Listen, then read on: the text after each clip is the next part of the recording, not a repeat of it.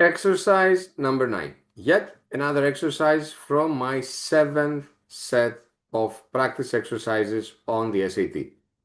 This time we work with an exercise on y-intercept of an exponential function. But we should know that whether it's a y-intercept of a quadratic, of a straight line, of an exponential, or of a logarithmic, or of any function, the algebraic process always remains the same.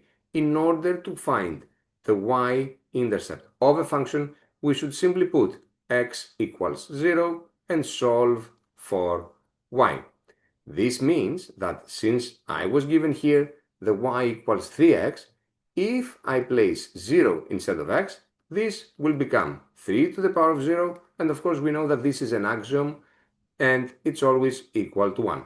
So the point of intersection of this graph with the y-axis would be the point with coordinates 0, 1, which makes B the right answer here.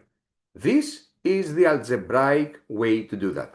Since we will be working on Desmos, since actually Desmos is provided to us as a tool, remember that everything that contains a graph can also be solved on Desmos. Let me show you now how this is done. Let's delete the previous things. So we are working with the function 3 to the power of x, which is this. Let me zoom in. What I want is the y-intercept. The y-intercept is the point that intersects with the y-axis.